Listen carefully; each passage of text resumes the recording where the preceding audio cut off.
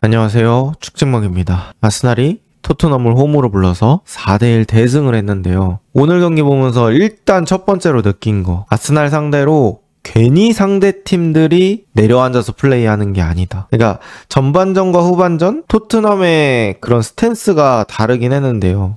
뭔가 후반전에 느껴졌던 건 아스날 상대로 맞불을 놓으면 이렇게 될 수도 있구나. 그래서 상대팀들이 본능적으로 아스날 상대로 맞불 놓으면 안 되겠다. 우리 그냥 좀 버티고 플레이 해보자. 다 이렇게 준비를 해오는구나. 이런 걸 느꼈던 경기입니다. 그냥 좀 빡빡해요. 그냥 빡빡합니다. 경기를 보면은 풀경기에서만 느낄 수 있는 그런 그 분위기가 있어요. 이 팀을 어떻게 잡아야 되지? 이 팀을 어떤 방식으로 이겨야 되지? 라는 느낌이 들 정도의 그런 경기 방식과 경기 운영입니다. 일단 오늘 프랭크 감독이 어느 정도 아이디어를 가지고 나온 건 맞는 것 같습니다. 뭐 아예 손 놓고 원래 하던 대로 나왔다 이런 느낌은 아니고 어쨌든 전술적인 선택이죠. 백스리를 가져오면서 일단은 전반전에 좀 실점을 안 하는 그런 느낌으로 가려고 했던 것 같아요. 그런 모델로 게임을 가져가려고 했었는데 그런 것들이 잘 안 됐던 것 같습니다. 그러니까 오늘 프랭크 감독이 일단 수비적으로 가는 거 하나, 그리고 두 번째는 이렇게 하프라인 이전 2구역 본인들의 하프라인에서 프리킥이 나면 선수들이 그냥 공을 잡고 플레이하는 게 아니라 무조건 위쪽으로 올려보냈어요. 그래서 비카리오 같은 선수가 킥을 전담하게 만들었습니다. 그래서 안으로 집어넣어서 거기서 좀 싸움을 시키는 방법. 이거는 이제 프랭크 감독이 내가 지금 토트넘 선수단과 아스날 선수단을 봤을 때는 이거 그냥 일반적으로 빌드업해서는 올라가기 어려울 것 같은데 우리는 최대한 이런 상황을 짜내보자. 이런 세트피스 상황에서는 저기서 좀 변수를 노려보자. 그냥 끌고 올라가는 건 어려울 것 같다. 이렇게 판단을 한 것 같거든요.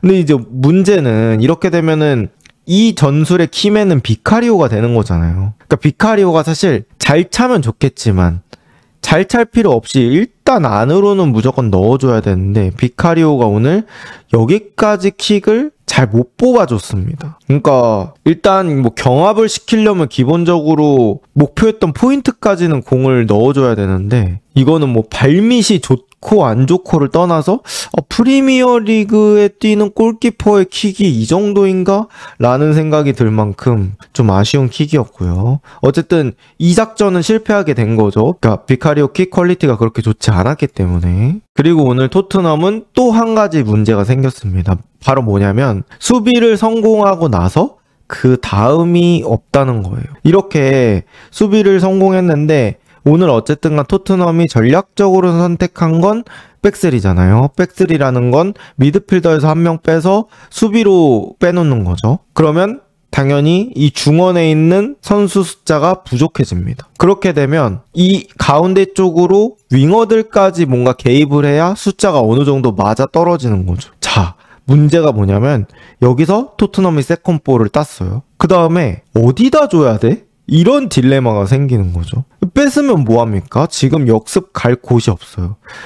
그러면 토트넘이 이런 상황에서 그 다음을 도모하려고 한다면 예를 들어 뭐 쿠두스 같은 선수는 아예 이런 경합에 가담시키지 않으면서 뭐 사이드로 빼놓는 거죠. 그래서 야 쿠두스 너는 오늘 우리 전술의 키맨이야. 그래서 우리가 이런 식으로 경합할 때 아예 들어오지 말고 그냥 사이드로 바깥으로 빠져 있어. 그럼 우리가 뺏으면 무조건 너 타겟으로 줄게. 그러면 이제 나머지 선수들은 따라가서 붙어라. 뭐 이런 식으로 됐어야 되는데 오늘 토트넘 입장에서는 그게 좀 어려웠던 거죠. 그럼 결국 다시 원래 이야기로 돌아와서 토트넘이 그런 역습을 포기할 만큼 좀 수비를 신경 써서 나온 건데 이렇게 됐을 때 토트넘의 1전제는 뚫리지 않아야 됩니다. 그러니까 토트넘은 제가 봤을 때 프랭크 감독은 우리가 이렇게 해서 그냥 45분 0대0으로 한번 가보자. 이 0대0 그 고비만 넘기면 아스날이 당황할 거고 그 당황한 걸 틈타서 우리가 좀 이겨내보자. 뭐 이런 것들을 저는 노렸던 것 같거든요. 근데 이제 거기서 아스날이 그걸 뚫어버리니까 아예 플랜이 망가져 버린 거죠. 그럼 이 플랜을 뺄 때, 그러니까 이 플랜을 깨버릴 때 아스날의 어떤 것들이 좀 좋았냐고 돌이켜보면 일단 기본적으로 메리노가 오늘 저는 하베르츠가 강팀 상대로 잘하는 것들을 좀 메리노한테 녹여서 보여줬다고 생각을 합니다. 이제 하베르츠가 강팀들 내지는 좀 뭐 더비나 큰 경기에서 기용받는 이유가 그런 것들이죠. 뭐 꼭 박스 안에만 박혀있는 게 아니라 좀 바깥쪽으로 빠져나오면서 연계도 해주고 뭐 수비를 좀 분산시켜주기도 하고 바깥으로 센터백들을 끌어내기도 하고 그런 여러 가지 것들을 해주잖아요. 그러니까 우리 팀 다른 선수가 공격 작업을 조금 더 편하게 할 수 있는 그런 상을 차려준단 말이죠. 근데 오늘 그런 역할을 메리노가 되게 잘해줬다는 거에 있어서 좀 의미를 가져도 될 것 같습니다. 그러니까 메리노가 오늘 꼭 가운데만 들어가 있는 게 아니라 바깥쪽으로 좀 빠져주면서 센터백도 어느 정도 끌어내고 또 토트넘 센터백들 상대로 공을 지키는 게 어느 정도 됐어요. 그래서 바깥으로 빠지면서 공 지키면서 다른 선수들이 공을 받아줄 그런 시간을 좀 벌어준 것들도 있고 그래서 메리노의 오늘 유기적인 움직임이 좀 많이 도움이 됐던 것 같고 그런 미드필더적인 움직임에서 또 득점이 나왔던 게 사실 트로사르의 득점이잖아요. 메리노가 오히려 바깥으로 빠져나왔을 때 트로사르가 그 가운데 쪽 공간으로 들어가주고 거기서 이제 오프사이드 트랩을 깨는 건 또 트로사르의 개인 능력이 좋았죠. 그 다음에 뭐 터치는 진짜 예술이었죠. 트로사르의 터치 예술 그리고 돌아서면서 바로 때릴 거라는 판단한 것도 좋았고 이제 그렇게 해서 깨버리니까 뭐 토트넘의 플랜 A가 무너지는 순간이었습니다. 자 이제 1대0 됐죠. 그러면 토트넘이 지금 상황에서는 야 우리가 단단하게 좀 수비로 버티자라고 하는 게 이제는 좀 흐려지는 거죠. 그런 상황에서 또 에제가 완전히 개인 능력으로 가운데를 뚫어버렸습니다. 오늘 뭔가 에제가 처음에 라이스한테 그 띄워주는 패스 할 때부터 심상치 않았어요. 근데 토트넘의 포백을 보호해주는 그러니까 토트넘의 최종 수비를 보호해주는 팔리냐와 벤탄쿠르를 뚫어버리는 상당히 상징적인 장면이 나와버렸고 거기서 득점 만든 거 뭐 어떡하겠습니까? 그렇게 해서 전반전 2대0 돼버리니까 사실 토트넘 입장에서는 전반전의 45분을 버리게 된 그런 양상이 되어버린 거죠. 그러니까 토트넘이 그러니까 프랭크 감독이 선택한 전술이 아예 45분은 실패로 작용을 했다.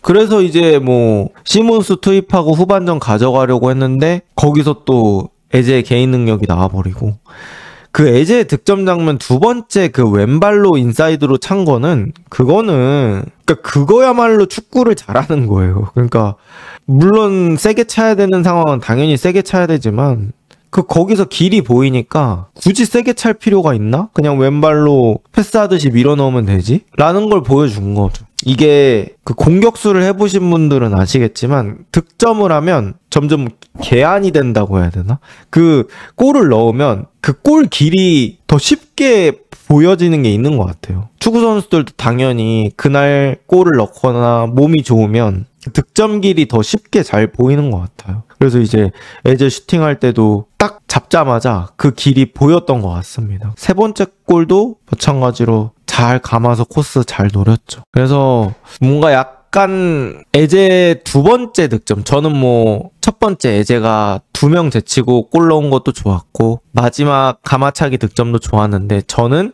에제 두 번째 득점 같은 게 진짜 어려운 득점이라고 생각하고 그렇게 넣는 게 진짜 쉽게 넣는 거라고 생각합니다. 어쨌든 에제가 오늘 정말 좋은 플레이 보여줬고요. 그 다음에 오늘 토트넘이 또 애먹었던 부분이 뭐냐면 토트넘이 이런 식으로 수비하다가 걷어내요. 걷어내는데 이 걷어낸 공 같은 거를 라이스랑 수비맨디가 뒤에서 되게 잘 주워 담아줬어요. 이게 진짜 사람을 미치게 하는 건데 그러니까 걷어내고 뭐 여기서 좀 볼 처리가 잘 안 돼서 토트넘이 그거를 가져가면서 게임을 풀어가는 뭐 역습을 나가는 그런 것들이 있어야 되는데 라이스 수비맨디가 기본기가 너무 좋다 보니까 그 볼 처리가 되게 깔끔했어요. 전반전에 라이스가 이렇게 롱볼을 이 정도 자리에서 맞이한 장면이 있었거든요.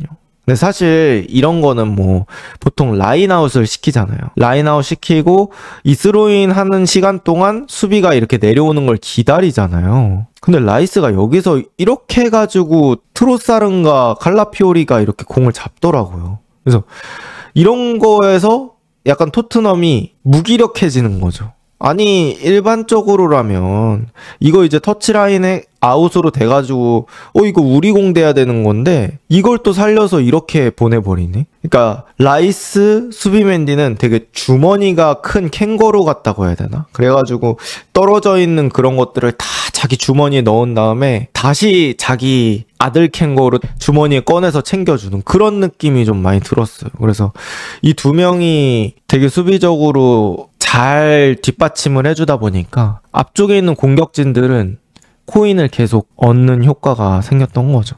그리고 저는 이게 아스날이 수비를 잘하는 이유라고 생각합니다. 그러니까 수비를 잘하는 이유라는 표현보다는 저는 실점이 적은 이유라는 표현을 이런 모델, 이런 운영 때문이라고 생각해요. 그러니까 전반전은 냉정하게 아스날 센터백들이 수비를 했습니까? 수비를 하지 않았거든요. 쉽게 말하면 수비를 할 상황이 안 나왔어요, 별로. 그러니까 이게 되기 때문이죠. 라이스 수비맨니가 쓸어서 넣어주기도 하고 앞쪽에서 공격이 잘 되기도 하고 그러니까 수비할 일이 안 생기는 거예요. 당연히 그러니까 실점이 나오기 어렵죠. 그러니까 상대팀 입장에서는 빡빡하다. 이런 소리가 나올 수밖에 없다고 생각을 합니다. 그리고 이제 또 토트넘이 잘 안 됐던 게 뭐냐면 저는 히샬리송의 그런 정통 스트라이커 같지 않은 면모? 그런 것들도 좀 잘 안 됐다고 생각합니다. 그러니까 지금 토트넘이 어려워요. 그러니까 아스날 잘해. 오케이, 알겠어.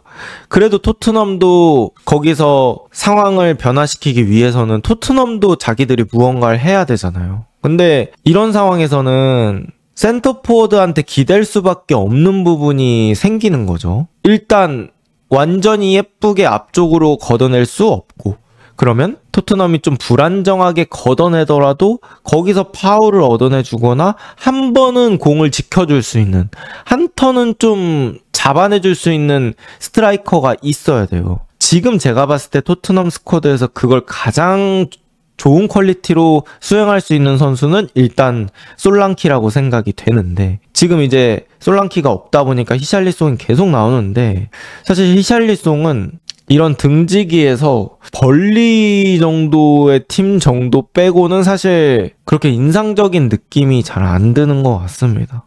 특히 오늘 뭐 살리바, 인카피에 이런 선수들한테 어렵긴 하지만 뭐 등지고 공을 잡아내는 게 어렵긴 하지만 거의 한 번도 못 버티지 않았나. 네, 인상적인 버티기가 거의 없었습니다. 그리고 뭐 이런 부분들은 사실 히샬리송이 23-24 시즌 포스테코글루 첫 시즌 때도 문제시 됐던 부분이고 참 애매한 것 같아요. 그렇다고 해서 히샬리송을 사이드에 쓸 수도 없는 노릇이고 그렇다 보니까 오늘 토트넘이 어떻게든 좀 비비고 억지로라도 머리 집어 넣어가지고 앞쪽으로 가는 그런 과정들이 나오기 더더욱 힘들었던 것 같습니다. 그리고 이제 오늘 언급하고 싶은 선수는 저는 또 트로사르. 트로사르는 뭔가 썬덜랜드전부터 축구를 깨달은 느낌이 들어요.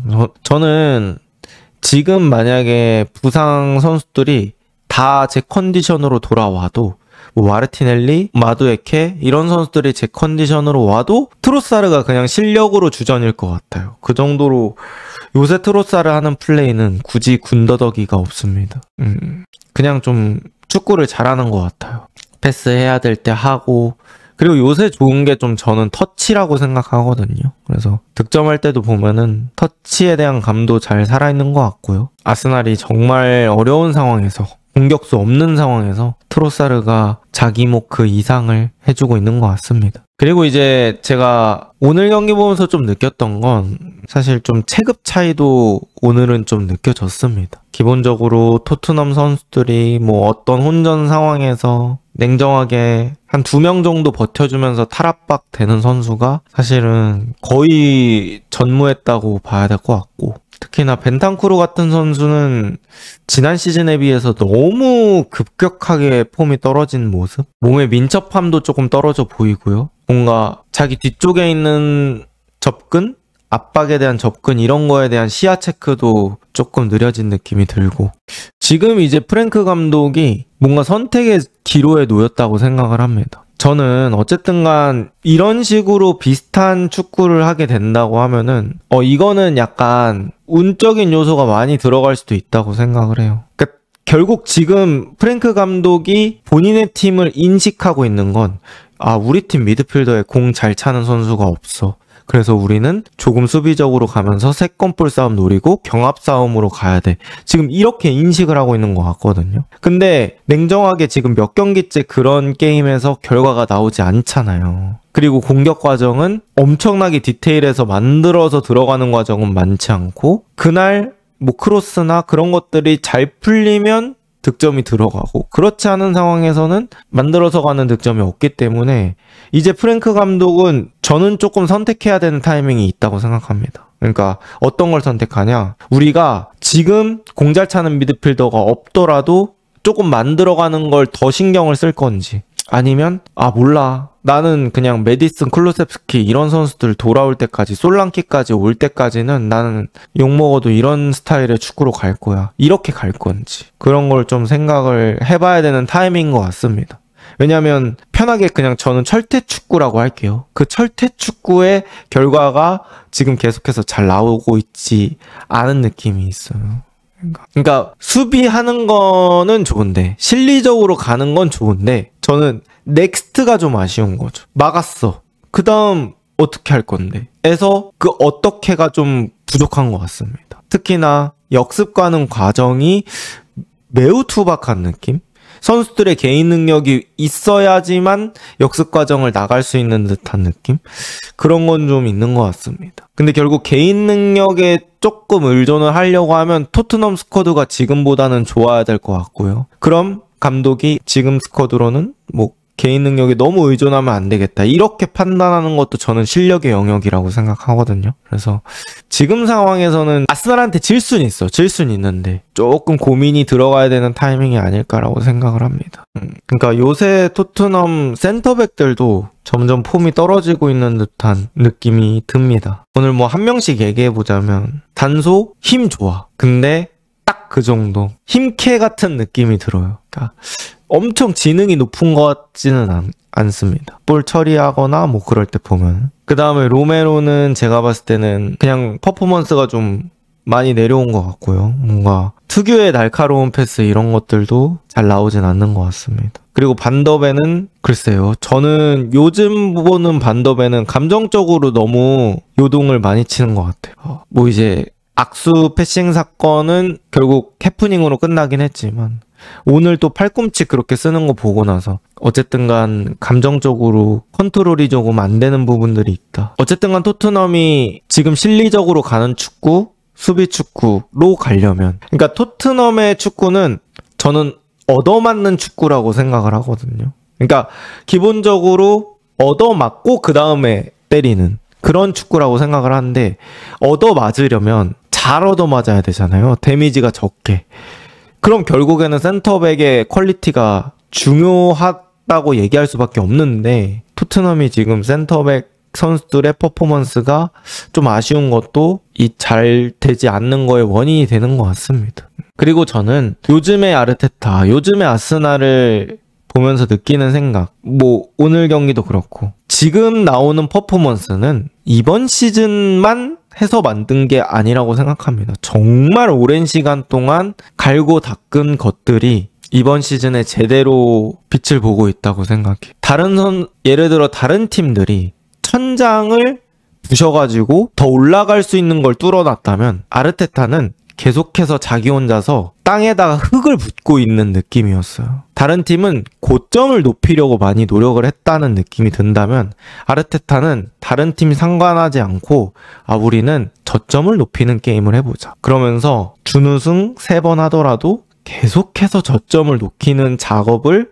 한 게 최근에 정말 단단한 팀으로 조명을 받는 것 같습니다. 그리고 다른 팀이 한 번씩 삐끗할 때 이런 저점 높은 축구는 더 조명을 받을 수밖에 없죠. 그리고 사실 이런 팀이 진짜 무서운 팀이거든요. 누구 한 명이 슈퍼 에이스다? 물론 당연히 뭐 아스날의 간판 스타 하면 뭐 데클란 라이스, 부카요 사카, 외대고루 뭐 이렇게 얘기할 수 있겠죠. 뭐 그런 선수가 있긴 합니다만 지금 아스날이 무서운 이유는 11명 중에 못한 선수가 없다는 거예요. 원래 한 명의 스타 플레이어가 있는 팀, 막 이런 팀보다는 구멍이 없는 팀이 진짜 어렵거든요. 뭐 엄청 잘하는 선수가 있어도 못하는 선수가 있으면 그 선수 위주로 공략해가지고 그 약점만 패면은 어떻게 보면 상처가 벌어질 수가 있잖아요. 근데 지금 아스날은 그 벌릴 상처가 없는 느낌이 들어요. 그래서 말 그대로 단단한 팀이 돼버려가지고 그냥 빡빡합니다. 근데 이제 어쨌든 아스날이 지금 빡센 3연전 시작 포인트였거든요. 그리고 마침 뭐 시티, 리버풀 이런 팀들이 패배를 했기 때문에 아스날이 좀 달아날 수 있는 찬스에서 이 지옥의 3연전 문턱에서 좋은 스타트를 끊었다는 거. 이것도 의미가 되게 크죠. 그리고 팀버의 성장이 저는 아스날의 저점을 높여준 또 하나의 기점이 됐다고 생각합니다. 그러니까 약간 뭐 그런 얘기들이 많았잖아요. 팀버는 수비를 잘하고 화이트는 공격을 잘하고 뭐 이런 느낌 많았는데 화이트가 부상으로 꽤 오랜 기간 쉬면서 팀버가 주전자리 차지했고 팀버는 원래 수비력이 좋은 선수인데 이제는 더 높은 지역으로 들어가서 볼 관리하는 거라든지 처리하는 거, 또 득점력 이런 것들까지 올라오다 보니까 수비는 당연히 챙기면서 공격까지 되는 그런 상황이 됐고 뭐 여러분들도 아시겠지만 요즘 진짜 잘하는 팀들은 풀백이 잘해요. 미드필더, 뭐 윙어, 공격수 다 웬만큼 잘하는 선수들 보유하고 있어. 근데 풀백까지 잘하는 선수를 보유하는 팀은 진짜 센 팀이잖아요.